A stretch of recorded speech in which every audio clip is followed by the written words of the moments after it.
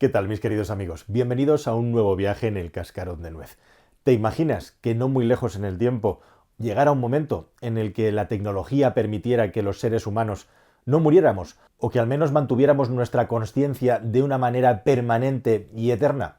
Yo muchas veces me hago internamente el juego mental ese de pensar qué pasaría si no llegara a morir y bueno, todos tenemos angustias o tenemos preguntas o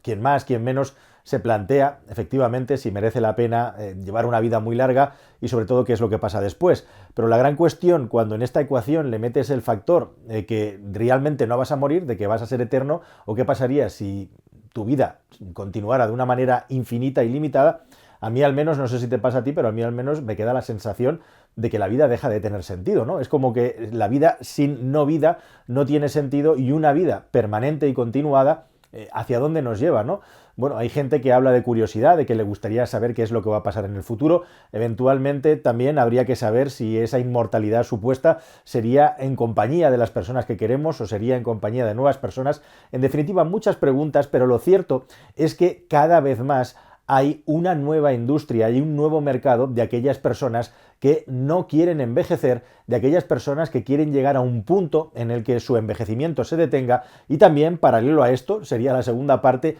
un mercado de todas aquellas personas que quieren seguir disfrutando de la vida y viviendo la vida y que invierten para, llegado el momento de desaparecer de aquí, de pasar a mejor vida, como se suele decir, que se les siga tratando con la esperanza de poderlo resucitar en el futuro. Y como digo, cada vez más hay toda una ciencia y también toda una rama comercial que uno es imposible de saber cuánto tiene de cierto y cuánto tiene de aventura o simplemente de relato falso alrededor del anti-aging, del freno al envejecimiento. Y de hecho, de todas estas tendencias, hay una que está emergiendo con muchísima potencia, que es precisamente lo que se llama el biohacking, o aquellas personas que directamente desean frenar el paso del tiempo o ganarle la batalla al paso del tiempo, en algunos casos incluso pretendiendo descumplir años biológicos.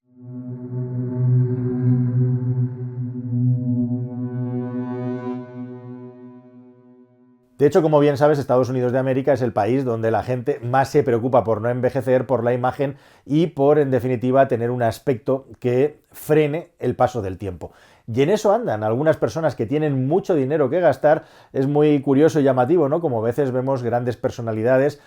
o gente del mundo del cine, etcétera, que llega a edades muy avanzadas, tanto hombres como mujeres, y que se conservan muy bien. Y claro, una de las frases recurrentes a la hora de hablar de eso es que estas personas, básicamente, el trabajo que hacen es precisamente estar todo el día cuidándose para estar tan bien, ¿no? Porque forma parte de su trabajo. Bueno, pues esto, llevado al extremo, está haciendo que incluso en ese país haya unos rankings, haya unas clasificaciones de cuáles son las personas que consiguen el biohacking más avanzado, más eficiente, haciendo que para la edad natural que tienen, para la edad temporal que tienen, están con una edad biológica más baja. Aquí en el canal te hemos hablado en el pasado y al final del vídeo te lo voy a recomendar un par de contenidos sobre las modificaciones genéticas en las personas y específicamente en niños que en el futuro podrían crear una raza de humanos seleccionados genéticamente que fueran superiores al resto de seres humanos y todas las connotaciones éticas que eso tiene. E incluso como en China se habían dado los primeros pasos para modificar genéticamente a bebés, se supone que para no sufrir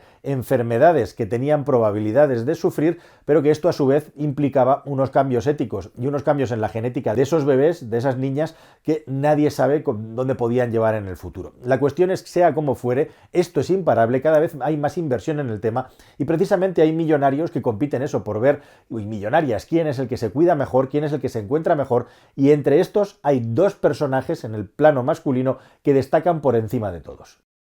Uno se llama Brian Johnson y el otro se llama David Pescow. A ambos los has visto en la miniatura de este vídeo probablemente. ¿Qué es lo que hace un biohacker? Bueno, pues es una persona que lleva al extremo el cuidado de su cuerpo hasta el punto que los que lo llevan más al extremo tienen como dedicación principal en la vida cuidarse sin más, siguiendo unas rutinas bastante salvajes por lo duras y continuadas que son para intentar frenar el paso del tiempo. Y aquí tenemos un punto clave, que de momento biohacker de verdad, o sea, del nivel máximo de la Champions, de semifinales de la Champions, solamente puede ser gente que tenga tanto dinero como para no dedicar otra cosa en su vida que a cuidarse y a gastarse auténticos dinerales en terapias y en toda clase de tecnologías y dispositivos que utilizan para cuidar su cuerpo. Un biohacker básicamente se basa en 4 pilares. Uno de ellos es la autocuantificación, es decir, estar rodeados de toda clase de maquinitas que te miden tu presión arterial, la frecuencia cardíaca, que conocen tu glucosa en sangre y en definitiva tener el cuerpo completamente monitorizado. La segunda parte está relacionada con la nutrición y los suplementos,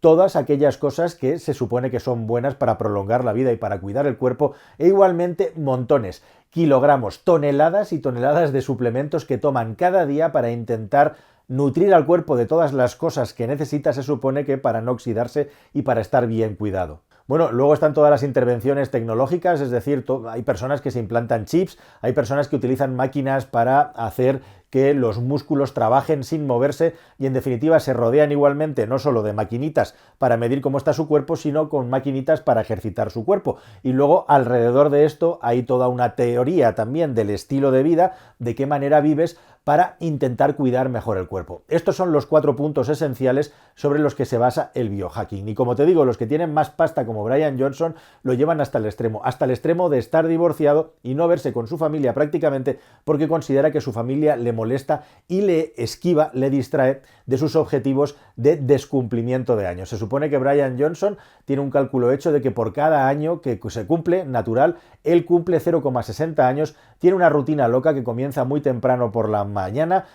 utiliza máquinas de luz solar para proveer su cuerpo de la radiación suficiente, maquinaria para poner en sus tímpanos cosas muy extrañas que hacen que su cuerpo esté a una temperatura inferior a la temperatura media del resto del cuerpo, ingiere directamente más de 50 pastillas de suplementos alimenticios cada mañana al levantarse, hace terapias de variabilidad cardíaca, se pone una gorra con unos diodos láser para cuidar su cuerpo, hace ejercicio, solamente come verduras y en el caso de Johnson, como bien se sabe, se supone que dietas pobres en calorías y basadas sobre todo en vegetales alargan la vida, aunque sobre esto hay muchísimo debate médico y científico, pero este personaje, este señor con esa piel que parece prácticamente un robot, deja de comer todos los días a las 11 de la mañana y ya no come más hasta el día siguiente. Y toda su ocupación y todo lo que hace durante el día es llenarse el cuerpo de sensores, estar trabajando con máquinas o que las máquinas trabajen con él, hacer toda clase de terapias y en definitiva dedicar absolutamente todo el tiempo de vigilia que tiene precisamente a cuidar su cuerpo y nada más, lo cual bajo mi punto de vista es totalmente contradictorio porque su vida se basa en una especie de esclavitud tremendamente cara en la que quiere prolongar su vida pero no tiene más objetivo vital más allá de prolongar su vida, con lo cual es una vida a mí me parece un poquito vacua o extraña. Un personaje menos radical pero que igualmente es absolutamente un icono de los biohackers es precisamente David Pescow, que con una edad ya de 62 años se supone que tiene una edad biológica por debajo de los 40 años de edad. Juzgad vosotros mismos por las fotografías. Pescow no es tan radical como Johnson, es una persona que come varias veces al día, que en la comida más importante a veces come pescado y come carne, pero este señor es capaz de zamparse cada día nada menos que 150 pastillas con toda clase de suplementos vitamínicos que van desde los más flojos hasta la taurina para tener el cuerpo en buen estado. No utiliza ningún tipo de despertador, todos los días se levanta a la hora que le da la gana cuando su cuerpo ya no quiere dormir más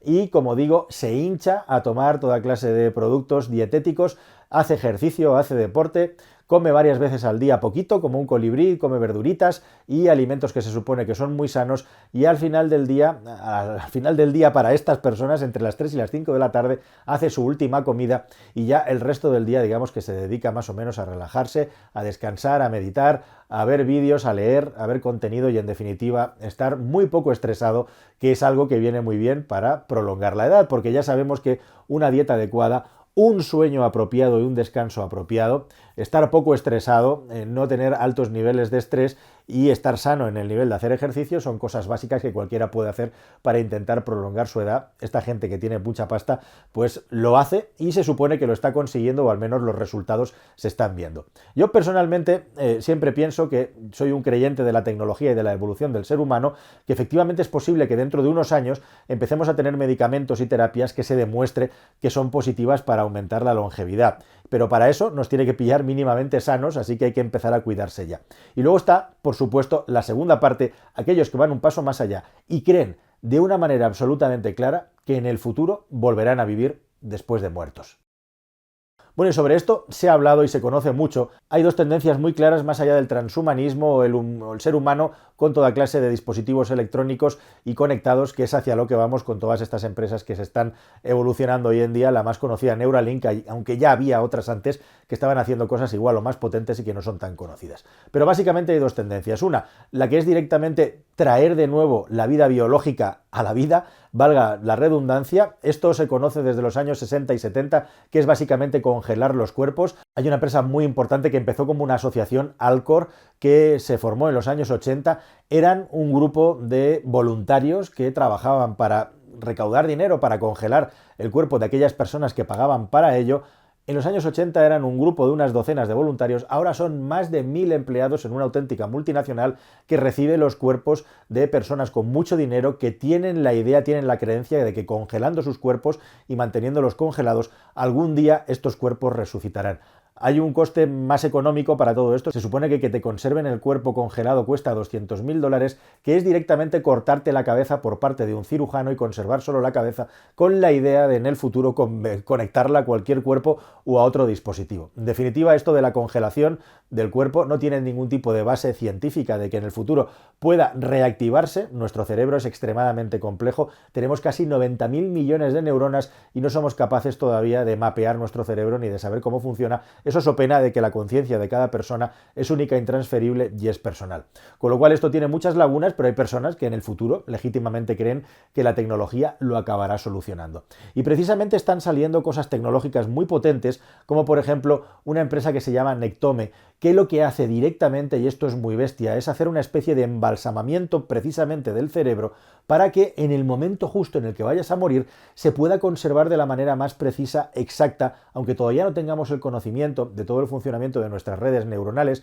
ni para qué sirven exactamente, si intentan reproducir al máximo de una manera embalsamada cuál es el interior físico de nuestro cerebro para que si algún día esto es capaz de ser reactivado, se pueda hacer con la máxima precisión. Como digo, hay muchísima discusión científica sobre esto, no se sabe todavía lo suficiente como para saber que esto va a funcionar. Ojo, porque en el caso del Nectome lo que están haciendo es inyectarte en el cuerpo una serie de químicos, con mucho éxito, por cierto, según dicen, que directamente te provocan la muerte. Estamos hablando ya que es un paso en el que cuando estás a punto de irte al otro lado, es decir, cuando estás terminal, cuando ya no tienes solución, te ofrecen la posibilidad de inyectarte todos estos químicos que van a acabar con tu vida, con la intención, con el interés de preservar tu cuerpo cuando todavía biológicamente estaba funcionando. En el caso de la congelación hay distintas casuísticas, intentan o a veces invitan a las personas a morir al lado de las instalaciones o dentro de las instalaciones de esta empresa para que tu proceso de congelado en 35 minutos esté listo, que es lo que tarda más o menos también